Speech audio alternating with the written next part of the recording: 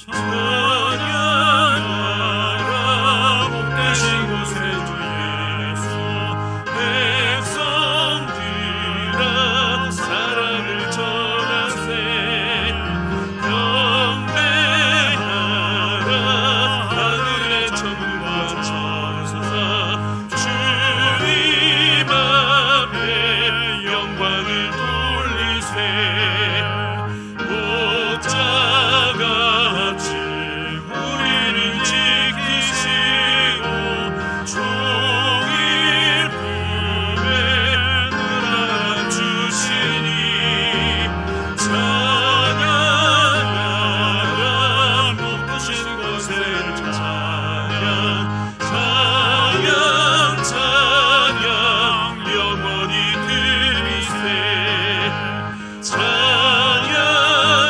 찬양하라 복되신 곳에 주 예수 우리 대신 주님을 당했네 구주 예수 영원한 구원의 소망 경배하며 겸손히 절하세 찬양하라 우리 죄 지신 예수 그의 사랑 한없이 크셔라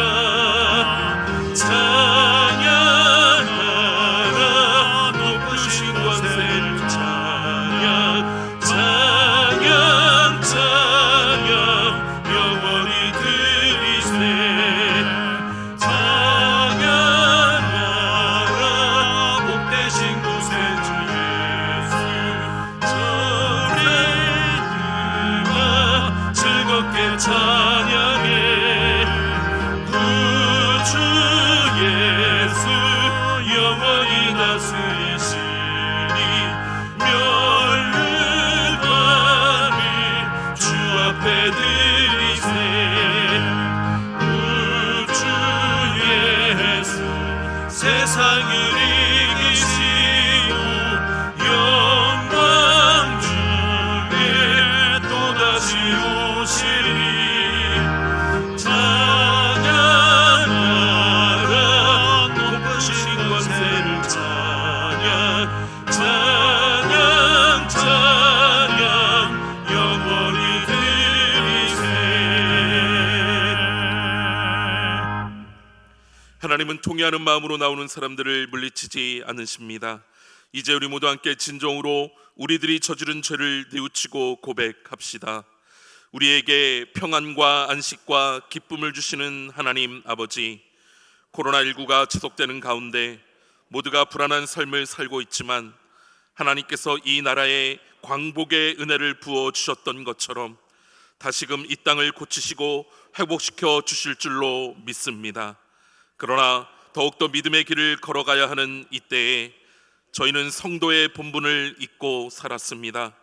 진정한 예배와 기도의 삶을 소홀히 했고 믿음의 눈을 상실한 채 보이는 대로 판단하여 원망과 불평만을 쏟아냈습니다.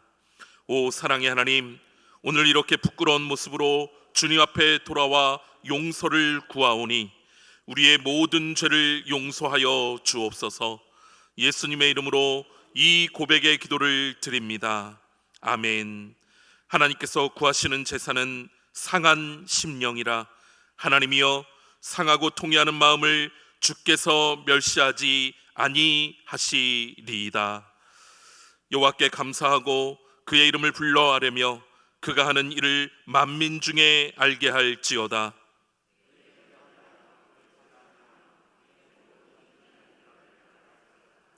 그의 종 아브라함의 후손 곧 택하신 야곱의 자손 너희는 그가 행하신 기적과 그의 이적과 그의 입의 판단을 기억할지어다.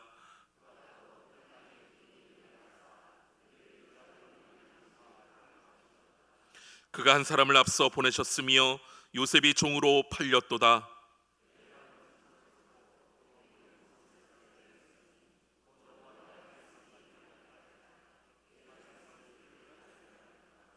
왕이 사람을 보내어 그를 석방하며 뭇 백성의 통치자가 그를 자유롭게 하였도다.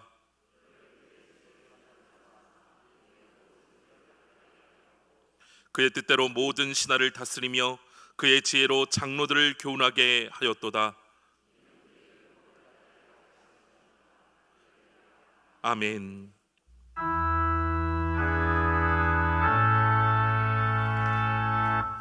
성부 성자와 성령 찬송과 영광 돌려보내세.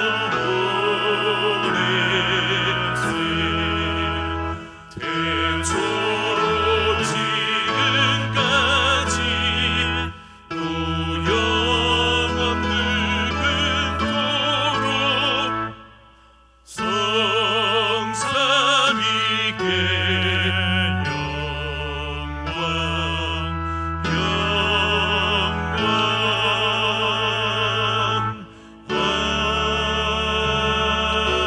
아멘.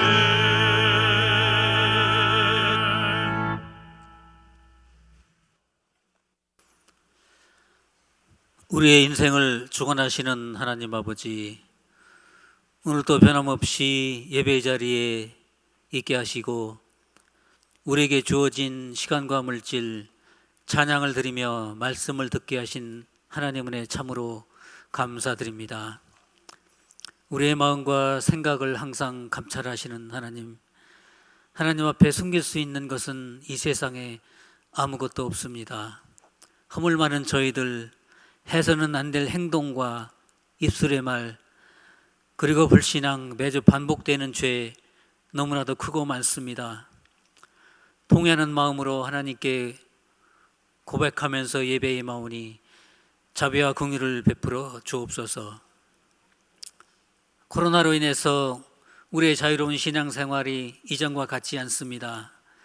저희 믿음이 약해지기도 하지만 이 나약해지는 믿음을 코로나의 핑계로만 삼지 않도록 인도하여 주옵소서.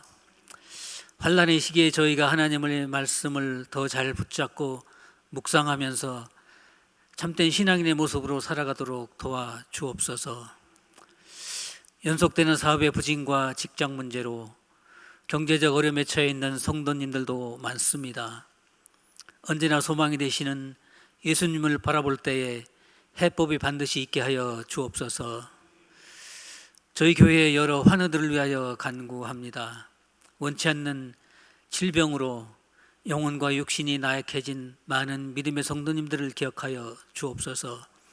함께 예배 드리기를 원하나 참석할 수 없는 안타까운 마음 받아주시고, 연약해진 육신으로 인해서 하나님을 부르는 음성이 비록 작을지라도 그 믿음을 크게 받아주셔서 평강으로 함께하여 주옵소서.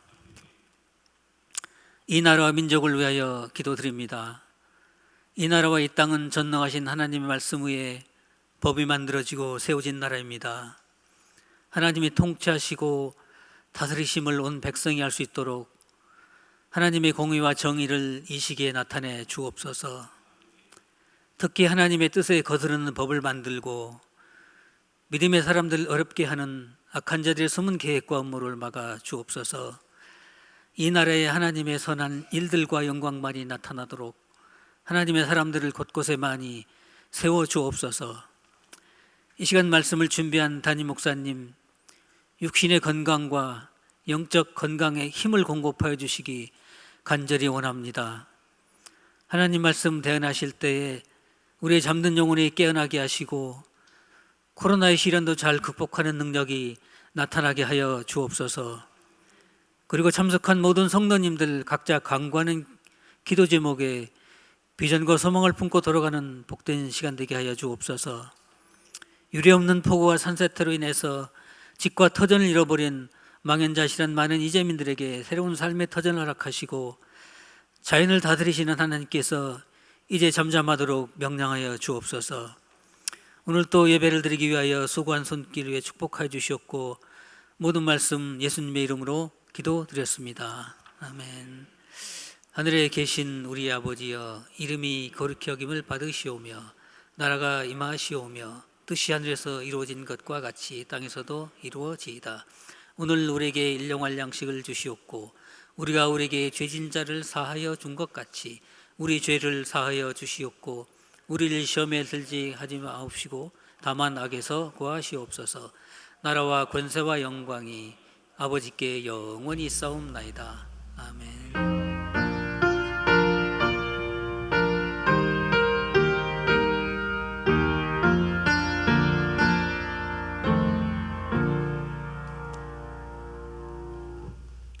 오늘 이 시간 우리에게 주신 하나님 말씀은 마태복음 14장 22절에서 33절까지의 말씀입니다.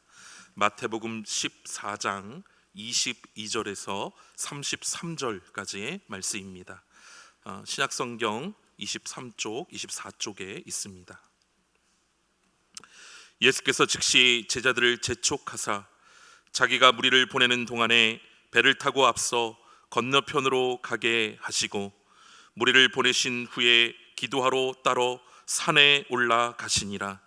저물매 거기 혼자 계시더니 배가 이미 육지에서 술이나 떠나서 바람이 거스름으로 물결로 말미암아 고난을 당하더라. 밤 사경에 예수께서 바다 위로 걸어서 제자들에게 오시니 제자들이 그가 바다 위로 걸어오심을 보고 놀라 유령이라 하며 무서워하여 소리 지르거늘 예수께서 즉시 이르시되 안심하라 나니 두려워하지 말라. 베드로가 대답하여 이르되 주여 만일 주님이시거든 나를 명하사 물 위로 오라 하소서 하니 오라 하시니 베드로가 배에서 내려 물 위로 걸어서 예수께로 가되 바람을 보고 무서워 빠져가는지라 소리질러 이르되 주여 나를 구원하소서 하니 예수께서 즉시 손을 내밀어 그를 붙잡으시며 이르시되 믿음이 작은 자여 왜 의심하였느냐 하시고 배에 함께 오르매 바람이 그치는지라. 배에 있는 사람들이 예수께 절하며 이르되 진실로 하나님의 아들이로소이다 하더라. 아멘. 할렐루야.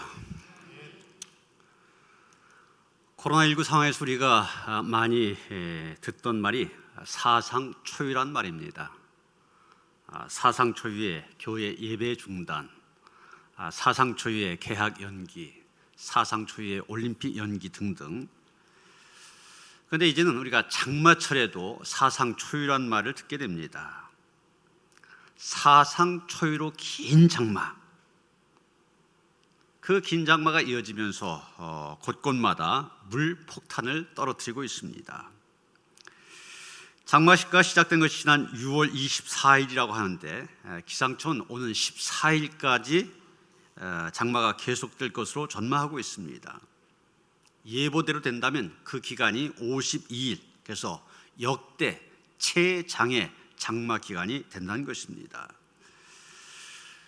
이번 장마는 남부에서 중부 지역으로 오르내며 전국 곳곳에 기록적인 폭우를 쏟아내고 있습니다. 물폭탄 앞에 장사가 없습니다. 사진에서 보시는 것처럼 농경지가 완전히 물에 잠겨버렸습니다. 산사태로 토사가 펜션을 덮쳐서 사람들의 목숨을 앗아갔고 섬진강 방조제가 무너지면서 구례시 전체가 저렇게 물에 잠기기도 하였습니다. 옹벽이 무너지면서 차가 휴지 조각처럼 구겨지기도 하였습니다. 전국의 도심은 물론이고 농촌, 산간 모두 속수무책으로 당했습니다. 어제 통계로 보면 이번 집중호우로 39명이 숨지거나 실종되었고 4,400여 명의 이재민이 발생한 것으로 나와 있습니다. 어젯밤이 더 심했기 때문에 오늘 아침 통계가 한참 더 늘어날 것 같아요. 그런데 우리나라만 그런 것이 아닙니다. 중국과 일본 더 난립니다. 세계 곳곳이 물난리를 겪고 있습니다. 오늘 우리가 읽은 성경의 말씀도 물난리에 대한 기록입니다. 다만 육지에서가 아니라 바다에서 생긴 물난리를 얘기하고 있습니다. 24절 보시면 바람이 거스름으로 물결로 말미암아 이렇게 말하고 있는데, 바람과 물결, 이것을 한자어로 풍랑 이렇게 말하지 않습니까? 사전에 풍랑을 해석하는 것을 보면 일본에는 그렇게 되어 있습니다. 바람과 물결을 아울러 이루는 말, 바람풍자에다 물결랑자, 그대로 풀이한 거죠. 3번은 좀 더 실제적으로 풀이했는데 이렇게 말하고 있습니다. 해상에서 바람이 강하게 불어 일어난 물결이다. 그래서 바다에서 생긴 물난리, 그것이 바로 풍랑입니다. 오늘 말씀 보면 예수님의 제자들이 이 풍랑을 만난 것입니다. 그런데 오늘 본문에서 우리가 주목해야 될 단어가 있는데 바로 25절에 나오는 바다라고 하는 단어입니다. 지금 제자들이 건너가고 있는 이곳, 게네사렛 호수, 디베레 바다, 이렇게도 불리는 갈릴리 호수입니다.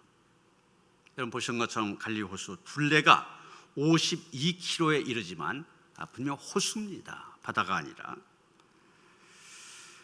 그런데 고대 이 이스라엘을 비롯한 고대 근동 문화에서 이 물이라고 하는 것은 공포와 파괴의 신으로 여겨졌습니다. 이 사막지대다 보니까 건기에는 바싹 말라서 전혀 물이 보이지 않습니다.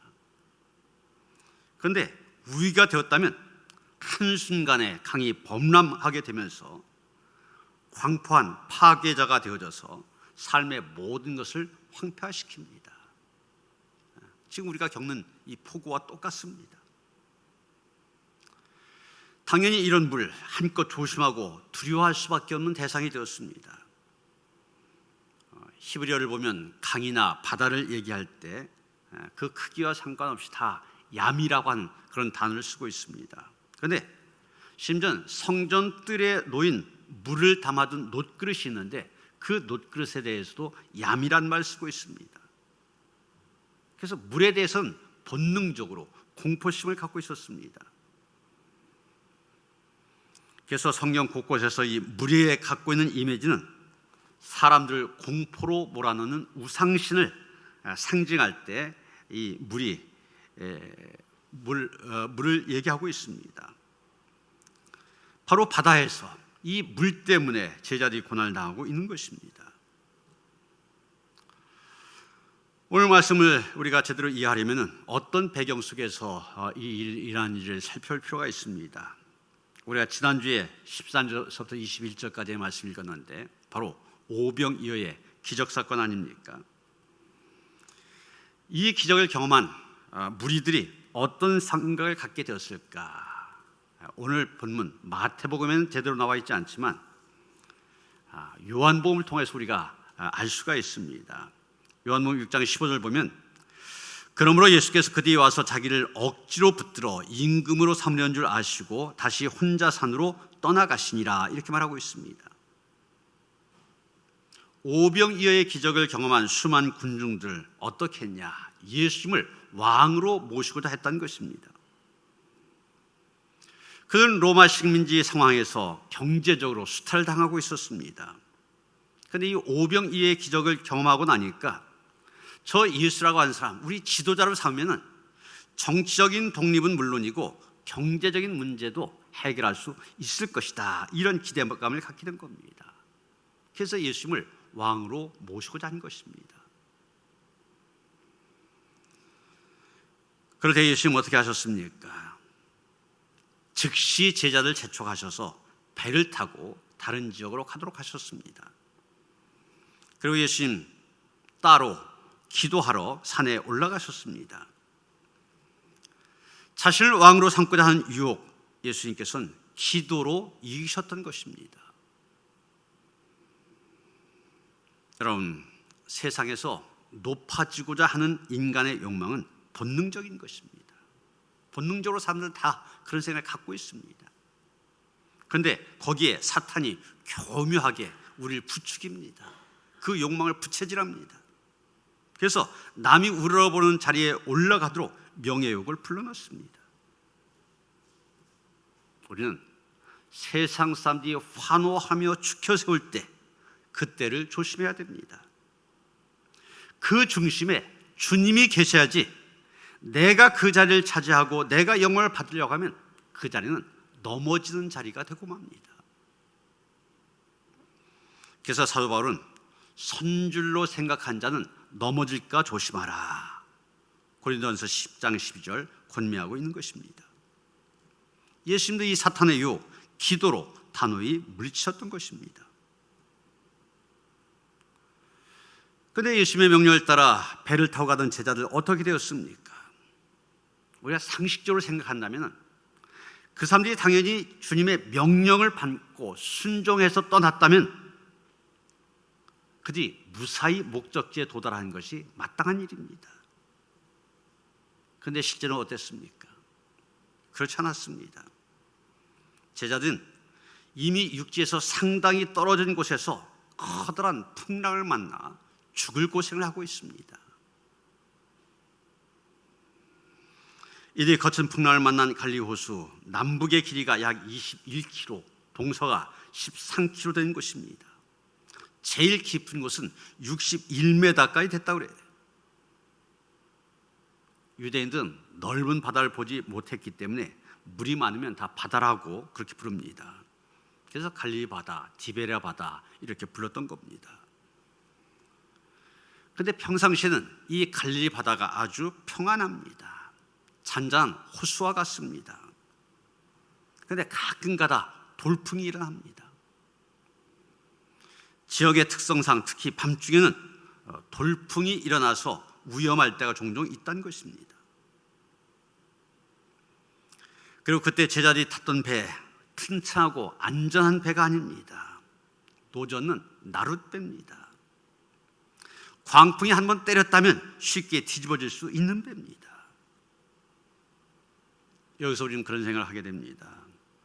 예수님의 명령에 순종하여 지금 제자들이 갈릴리 바다를 건너가고 있는데 왜 이런 풍랑을 만나 이렇게 죽을 고생을 하고 있냐는 겁니다. 아마도 오병이어의 기적을 체험했던 제자들 의기양양했을 것입니다. 수많은 군중들이 예수님을 왕으로 추대하고자 하는 모습을 보면서 얼마나 어깨가 으쓱하였겠습니까?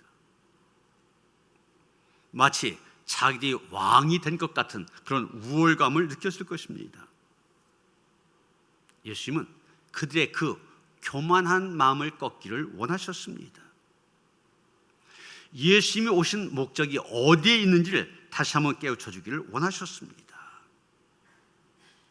여러분, 무지한 우리들에게 하나님께서 놀라운 뜻을 깨우치신 방법, 바로 고난의 풍랑을 경험하게 한 것입니다. 그러므로 우리들의 삶 속에서 부지불식간에 찾아오는 고난의 풍랑, 우리를 훈련시키고자 하시는 주님의 뜻이 있음을 기억해야 됩니다. 까닭 없이 우리를 고생시키려고 하는 것이 아닙니다. 고난의 풍랑 속에는 우리를 깨우치셔서 더 놀라운 하나님의 뜻을 이루어가고자 하는 계획이 있는 것입니다. 예수님의 제자들 지금 밤새도록 거친 풍랑과 싸우고 있습니다. 그런데 이 제자들이 어떤 사람들입니까? 많은 사람들이 그 갈릴리 호수에서 뼈가 굵은 사람들입니다. 손바닥 보듯이 갈릴리 바다의 모든 상황 알고 있는 사람들입니다. 그런데 풍랑 앞에서 속수무책입니다. 여러분, 우리도 인생의 풍랑을 만날 때 그 풍랑 앞에서 속수무책일 때가 있지 않습니까? 아무리 애를 쓰고 수고를 한다 할지라도 내 계획대로, 내 생각대로 진행되지 않을 때 많이 경험하지 않았습니까? 그때 우리가 해야 될 일이 무엇입니까? 주님 앞에 내 방법을 내려놓는 일입니다. 내 수고와 노력을 내려놓아야 됩니다. 그리고 그 인생의 배에 다가오시는 주님을 만나야 됩니다. 주님께서 오셔야만 그 문제를 해결할 수 있습니다. 지금 바로 그 시간이 되었습니다. 제자들이 지쳐서 포기하고 싶은 바로 그 순간 주님께서 찾아오셨습니다. 25절에 보면 그 시간이 밤 사경이라고 하였습니다. 유대인들은 저녁 6시부터 아침 6시까지를 이 넷으로 구분하였습니다. 그래서 저녁 6시부터 9시까지 1경 이런 식이죠. 그 다음에 4경은 어떻게 됩니까? 새벽 3시부터 6시까지입니다. 초저녁에 제자들이 배를 탔다면 그들은 밤새도록 이 갈릴리 바다에서 고생을 하고 있었던 것입니다. 밤 4경, 곧 새벽 미명에 주님께서는 지쳐있는 그들에게 찾아오십니다. 마음이 급하셨던 예수님, 배를 타지 아니하시고 직접 물 위로 걸어오십니다. 그것을 본 제자들 가운데 소동이 일어났습니다. 유령으로 착각한 것입니다. 제자들은 예수께서 오병이어의 기적을 일으키신 것 목격했지만 그분이 바다 위를 걸으시고 풍랑이 있는 바다를 잔잔하게 하실 수 있는 초자연적인 능력의 주님임을 기대하지 못했습니다. 예수님은 바로 그들의 무지를 깨우치시려고 물 위로 걸어오신 것입니다. 그런데 제자들, 이런 광경 한 번도 목격한 적이 없습니다. 그러다 보니 유령소동이 일어난 것입니다. 예수님 오시자마자 말씀하십니다. 안심하라. 나니 두려워하지 마라. 인간의 그 어떤 방법으로도 풍랑이 있는 바다 잔잔하게 할 수 없었습니다. 내 인생의 흔들린 배를 잠잠하게 할 수 있는 비결, 주님께서 찾아오시는 것입니다. 주님은 안심하라고 말씀하십니다. 두려워하지 말라고 하십니다. 여러분, 주님이 계시지 않은 인생의 배는 항상 염려와 두려움뿐입니다. 거기에는 진정한 평강, 안식이 없습니다. 오직 주님께서 내 인생의 배에 올라오실 때 거기에 평강이 있습니다. 거기에 확신이 있고 기쁨이 있게 된 것입니다. 주님이 내 인생의 배에 오르시면 우리는 두려워할 필요가 없습니다. 주님께서는 우주 만물을 다스리시고 통치하시는 전능의 주님이시기 때문입니다. 여러분, 여러분의 삶 가운데 아직도 염려와 근심이 많습니까? 주님을 내 인생의 배 선장으로 모셔드리시기 바랍니다. 주님께서 내 인생의 배를 이끌어 가시도록 키를 맡겨드리시길 바랍니다. 주님이 내 인생의 배에서 말씀하시는 그 음성을 따라가면 어떤 상황에서도 두려워할 필요가 없습니다. 주님께서 소원의 항구로 안전하게 우리를 인도하실 것이기 때문입니다. 오늘도 우리의 인생의 배에 다가오셔서 말씀하시는 주님의 음성을 들으시길 바랍니다. 안심하라. 나니 두려워하지 마라. 예수께서 자신의 정체를 밝혀주시자 가장 적극적인 베드로 어떻게 합니까? 28절, 29절 말씀 봅니다. 베드로가 대답하여 이르되 주여 만일 주님이시거든 나를 명하사 물 위로 오라 하소서 하니 오라 하시니 베드로가 배에서 내려 물 위로 걸어서 예수께로 가되 이렇게 말하고 있습니다. 예수님을 바라온 베드로의 마음속에 믿음이 생긴 것입니다. 여기서 믿음이라고 하는 것은 신뢰를 의미합니다. 믿음이라고 하는 것이 여러 가지 차원을 갖고 있는데 우리의 삶 속에서 능력으로 나타난 믿음을 신뢰 믿음 이렇게 말합니다. 바로 이 믿음을 가지고 예수님의 말씀에 순종하였을 때 놀라운 기적이 일어났습니다. 베드로가 배에서 내려 바다 위를 걷게 된 것입니다. 여기서 우리는 승리의 공식, 다른 말로 기적의 공식을 다시 한번 확인하게 됩니다. 그 공식이 무엇입니까? 믿음 혹은 신뢰 플러스 순종은 승리다 혹은 기적이라고 한 것입니다. 믿음을 갖고 예수님의 말씀에 순종할 때 그때 승리의 역사가 나타납니다. 기적의 역사도 일어납니다. 그래서 믿음이 중요한 것입니다. 믿음이 없으면 아무것도 아닌 것입니다. 그런데 그 다음이 문제입니다. 30절 상반절 뭐라고 얘기하고 있습니까? 바람을 보고 무서워 빠져가는지라. 풍랑이 있는 바다를 걸어가던 베드로, 잠시 후에 어떻게 되었습니까? 한눈을 팔고 바라본 순간 두려운 마음이 생겼습니다. 다시 말하면 믿음이 소멸된 것입니다. 그러다 즉시 물속으로 빠져갑니다. 다행히 그 순간에도 나름의 믿음이 있었기에 베드로가 예수님께 외칩니다. 30절 하반절서 31절까지입니다. 소리질러 이르되 주여 나를 구원하소서 하니 예수께서 즉시 손을 내밀어 그를 붙잡으시며 이르시되 믿음이 작은 자여 왜 의심하였냐 하시고, 주여 나를 구원하소서 베드로가 부르짖습니다. 부르짖는 베드로의 그 기도에 주님은 즉시 응답하십니다. 그리고 구해 주십니다. 그러면서 중요한 말씀을 하십니다. 믿음이 작은 자여 왜 의심하였느냐. 여기서 우리는 믿음을 떨어뜨리는 것 두 가지를 발견할 수 있게 됩니다. 그 두 가지가 무엇입니까? 두려움과 의심이라고 한 것입니다. 두려움이라고 한 건 인생 최대의 적입니다. 두려움이 닥치면 아무것도 못합니다. 당황하게 되고 판단력도 흐려지게 됩니다. 제가 지난 목요일에 본부에서 회의가 있어서 서울에 가는 도중에 마침 딸이 노량진 고시원에 들어가서 짐을 갖다 줘야 되기 때문에 거의 들려가려고 아침 일찍 출발했습니다. 시간을 보니까 충분히 여유가 있더라고요. 내비에 나온 시간을 보니까. 그런데 새로 생긴 남부순환도를 가다가 이 서울대 IC에서 빠져야 되는데 내비가 이상하게 조금 더 가서 빠지도록 나와서 그냥 지나치고 말았습니다. 근데 지나치고 맞아 그 다음이 사당 IC인데 사당 IC로 가는 차들이 쫙 늘어서 있어요. 내비를 봤더니 앞으로 50분이면 간다고 했던 내비가 1시간 40분으로 확 늘어났습니다. 그러니까 갑자기 당황이 된 겁니다. 판단력이 흐려져요. 그래서 좀 길지만 그래도 이 사당 IC로 나가야 되는데 이 사당 IC 너무 길다고 생각되어지고 그래도 옆에 길은 잘 빠집니다. 그래서 그냥 옆에 길로 그냥 가버렸어요.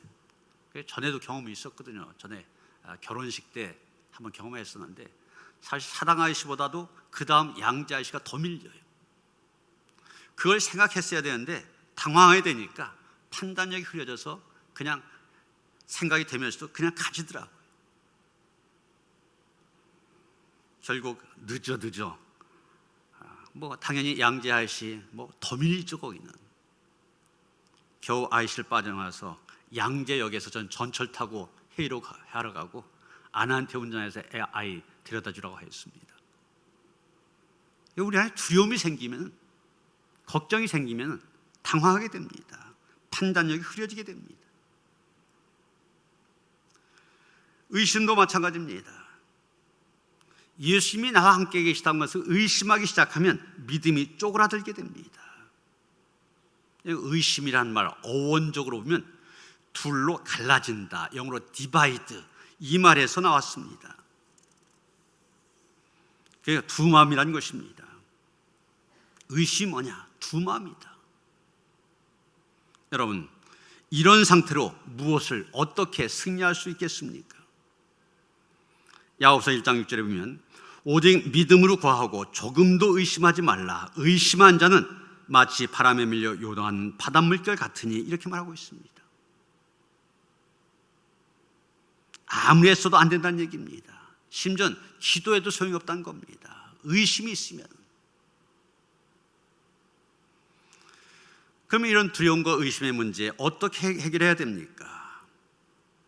포지티브 띵킹, 적극적인 사고방식으로 유명한 노만 빈센트 필 목사님이라고 계시죠. 그분이 이런 말을 했습니다. 두려움의 치료제는 오직 믿음이다. 그러게 여러분, 어떻게 해서든 믿음을 키워야 됩니다. 그리고 그 믿음을 키우려면 다른 방법 없습니다. 오직 예수님만 바라보는 것입니다. 그럼 베드로가 물 위로 걸어오신 예수님을 바라보고 갈 때는, 예수님 바라보고 갈 때는 문제가 없었습니다. 그러나 자기 곁에 넘실거리는 풍랑을 본 순간 실족하고 말았습니다. 두려움과 무서움이 몰려왔습니다. 의심이 생겼습니다. 그 순간 빠지고 만 것입니다. 우리가 주님을 바라고 갈 때는 용기가 있습니다. 그러나 세상 곁눈질 하다 보면 용기를 잃어버리게 됩니다. 여러분, 난 지금 무엇을 바라보고 있는가 생각해 보시길 바랍니다. 바라기는 히브리서 기자의 말처럼 믿음의 주요 온전하게 하신 예수님, 그 예수님 바라보시길 바랍니다. 그 안에 기쁨이 있습니다. 그 안에 승리가 있습니다. 그러나 우리가 세상에 눈을 팔면, 그래서 주님의 시선으로부터 멀어지는 순간 우리는 유혹에 넘어지게 됩니다. 미국의 황야지대에는 방울뱀이 살고 있다고 합니다. 이 뱀은 무서운 독을 가지고 있어서 물렸다 그러면 치명적인 해를 입게 됩니다. 그런데 이 방울뱀이 다람쥐를 잡는 방법이 아주 특이하다고 합니다. 어떻게 잡냐? 먼저 이 꼬리를 흔들어서 소리를 냅니다. 그러면 나무에 앉아있던 이 다람쥐가 그 소리를 듣고 호기심이 발동하여 소리 나는 곳을 바라봅니다. 그 순간 다람쥐의 눈과 이 방울뱀의 눈이 마주치게 됩니다. 다람쥐가 겁을 먹고 떨고 있을 때 방울뱀은 입을 쫙 벌리고 나무 밑에서 기다립니다. 두려움에 떨고 있던 다람쥐는 비실비실 중심을 잃게 됩니다. 나무 아래에서 입을 벌고 기다리고 있던 방울뱀은 그저 떨어지는 다람쥐 한 입에 꿀꺽 삼키면 된다는 것입니다. 여러분, 우리의 시선이 주님을 바라보고 믿음으로 나갈 때는 어떤 풍랑 속에서도 안전하게 걸어갈 수 있습니다. 그러나 세상의 유혹의 소리에 빠지거나 세상 것에 취해서 주님과의 시선이 멀어지는 순간 마귀의 밥이 되어집니다. 실패하고 넘어지게 된 것입니다. 그러게 여러분, 내 힘으로, 내 능력으로 풍랑을 해결하고자 하는 어리석음 내려놓으시길 바랍니다. 그리고 내 인생의 배로 다가오시는 주님을 바라보시길 바랍니다. 그리고 주님과 함께 배에 오르시기 바랍니다. 그리고 주님과 함께 새로운 인생의 항해를 시작하시길 바랍니다. 물론 베드로처럼 용기 있게 도전했지만 믿음이 부족하여 다시 물에 빠질 수 있습니다. 그러나 주님은 다시 기회를 주십니다. 손을 내밀어 붙잡아 주십니다. 그러기에 실패를 두려워하지 말고 베드로처럼 주님을 향하여 믿음의 발걸음 옮겨 보시길 바랍니다. 안 된다는 잘못된 고정관념 내려놔야 됩니다. 내 힘으로 안 된다 할지라도 주님이 도와주시면 가능합니다. 우리의 이 생각의 패러다임이 바뀌어야 됩니다. 내가 안 된다고 주님도 못하실 것처럼 낙담해서는 안 됩니다. 세상의 변화는 언제나 도전하는 삶 될 것입니다. 당장 불가능해 보여도 도전하면 길이 열려집니다. 비록 실패할지라도 계속 도전하는 삶에게 그것은 실패가 아니라 또 다른 성공의 가능성을 발견하게 된 것입니다. 여러분, 인간의 능력의 한계를 얘기할 때 마라톤을 예로 듭니다. 과거에는 인간의 이 심폐 기능을 과학적으로 분석한 결과 42.19km를 2시간 10분 이내로 뛰어서는 안 된다. 2시간 10분 이내로 뛰는 것은 불가능하다. 이렇게 얘기를 했었습니다. 만약 2시간 10분 이내로 뛰면은 심장이 파열하게 될 거다. 이렇게까지 경고를 했습니다. 만약 모든 사람들이 이 분석을 믿었다면 아마도 마라톤의 신기록 행진 계속 이어지지 못했을 것입니다. 케냐의 킵초게 선수는 2018년 베를린 마라톤에서 2시간 1분 19초라는 그런 세계 신기록을 세웠습니다. 지금도 수많은 선수들이 2시간 10분 이내의 기록을 세우면서 달리고 있지만 아무런 사고도 없이 잘 달리고 있습니다. 또 높이뛰기도 그렇습니다. 인간이 가장 높이 뛸 수 있는 최고의 한계는 2m라고 생각을 했었습니다. 2m를 넘지 못한다. 그래서 높이뛰기의 기록 2m를 넘지 못했습니다. 1m 98cm가 인간의 한계라고 생각했습니다. 그런데 여기에 도전장을 낸 사람이 있습니다. 포즈벨이라고 하는 사람입니다. 방금 전에 나왔던 장면처럼 보통 사람들은 다 앞으로 높이뛰기를 했었는데 이 사람은 꼭 앞으로 뛸 거 있냐? 이렇게 누워서 뛰어보자. 뒤로 넘는 것을 고안했습니다. 그 결과 훨씬 넘는 기록을 2m가 훨씬 넘는 기록을 세우게 되었습니다. 지금 높이뛰기 세계 신기록은 쿠바의 하비에르 소토마야가 세운 2m 45cm입니다. 1m 98cm를 넘는 건 불가능하다. 그것이 한계라 생각했는데 그 한계를 한참 뛰어넘은 것입니다. 여러분, 인간의 문화와 과학의 발전 모두가 이 고정관념을 깬 결과입니다. 그럼에도 불구하고 한 번 습성화가 된 이 잘못된 틀, 고정관념을 깬다고 하는 것 참으로 어려운 일입니다. 이미 몸에 익숙해진 잘못된 습관이나 사고의 틀을 깨면 여러 가지로 힘들기 때문입니다. 그러나 그것이 힘들다고 기존의 사고 체제를 고수하거나 틀을 변화시키지 않으면 결국은 퇴보하고 맙니다. 마귀는 끊임없이 성도들의 귀에 속삭입니다. 너 지금 하던 대로 계속해라. 혹시 여러분 가운데도 아직도 이런 유혹의 속삭임에 속고 있지는 않습니까? 내 안에 할 수 없다, 안 된다, 이 고정관념, 고장난 관념의 벽을 깨트리시길 바랍니다. 그리고 베드로처럼 용기 있게 주님께 나아가시길 바랍니다. 설령 물에 빠질 수도 있습니다. 그러나 다시 내미시는 주님의 손 붙잡으면 됩니다. 그것에 하나님의 승리가 있습니다. 놀라운 주님의 뜻이 이루어집니다. 오늘 말씀의 결론은 모든 제자들이 예수님께 경배하며 진실로 하나님의 아들 메시아임을 깨닫게 되었다고 하는 것입니다. 여러분, 예수님 한밤중에 갈리바다 한복판에서 제자들을 훈련시키신 겁니다. 바로 예수님 천지 만물을 다스리는 전능하신 하나님의 아들이심을 확실하게 깨우쳐 주신 것입니다. 그렇습니다. 주님은 오늘 우리의 삶 가운데 일하는 모든 풍랑을 통하여 살아계신 주님의 능력을 보여주기를 원하십니다. 비록 베드로처럼 물에 빠질지라도 용기 있게 주님을 향하여 도전하기를 기뻐하십니다. 오직 믿음으로 주님을 바라보고 주님을 의지하며 나아가면 우리 인생의 배에 주님께서 동행하십니다. 우리의 모든 항해를 책임져 주십니다. 사랑하는 성도 여러분, 지금 어떤 인생의 풍랑을 만나 힘들어하고 계십니까? 코로나19라는 풍랑 때문에 힘들어하십니까? 사상추위의 긴 장마, 물폭탄이 힘들게 합니까?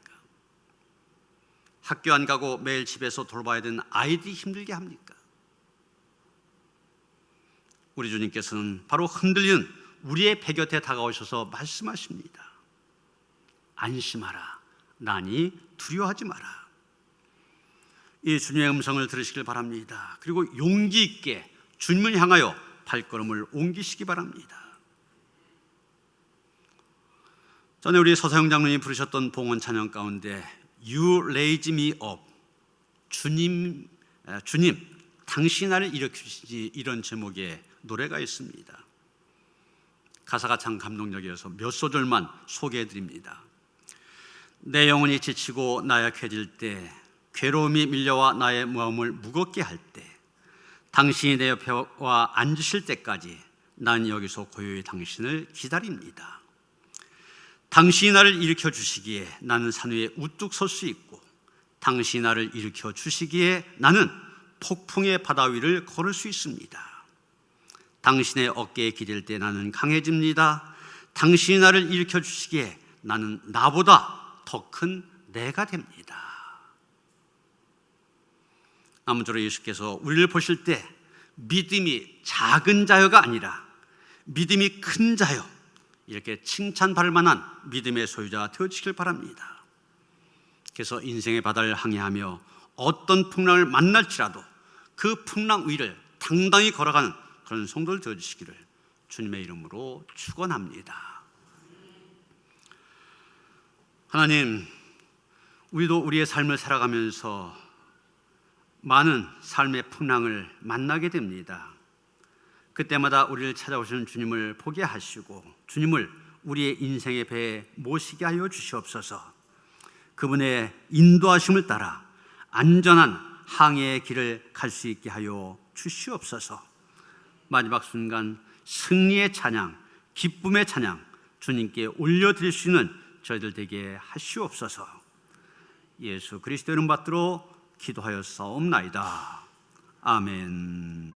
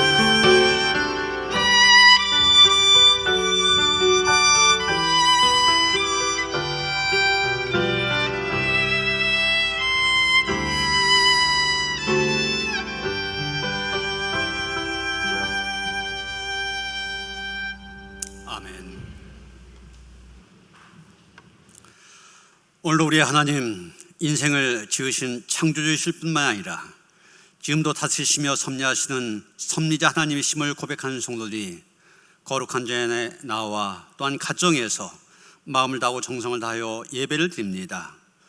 우리의 예배를 기쁘게 받아 주시옵소서.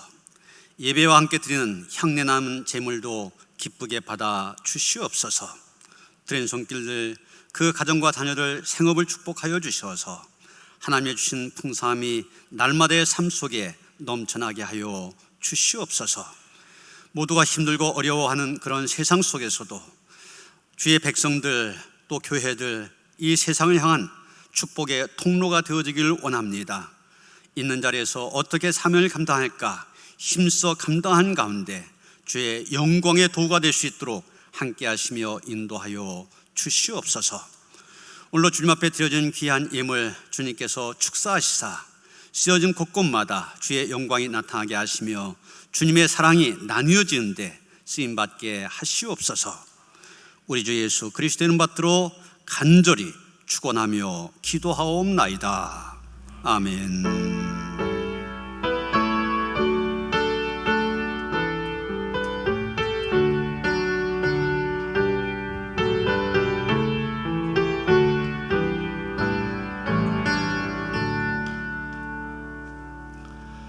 평화 인사를 나누시겠습니다. 주님이신 평화가 함께 하시기 바랍니다. 서로 인사하시겠습니다. 우리 교회가 이제 이 코로나19가 시작되어지면서 교회 학교 각 부서들은 교회에서의 예배는 중단하고 가정에서 예배를 드려왔는데 이제 다음 주부터 교회 현장 예배를 다시 시작하고 또 9월 정도엔 노년부도 다시 모이고 이런 여러 가지를 계획하고 있습니다.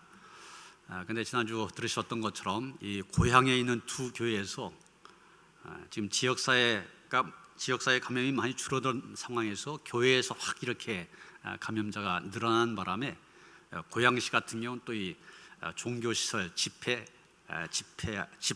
제한 명령 이런 것까지 내려진 상태입니다. 우리가 그만큼 더 기도하면서 조심해야 됩니다. 모든 예배가 다시 회복이 되어질 수 있도록 이런 더 기도해 주시고 또 교회에서도 철저히 방역 수칙을 지키기 위하여서 여러 가지로 신경을 쓰고 애를 쓰고 있는데 이런 개인적으로 지켜줘야 될 것들 잘 지켜주시기를 다시 한번 부탁을 드립니다. 예배는 지금 현재와 같이 주일 1, 2, 3부 예배 오전 8시 반, 11시, 오후 1시 반 계속 드리고요. 수요일은 수요 가족 찬양 예배 온 가족이 함께 예배 드릴 수 있도록 8시로 늦춰서 드립니다.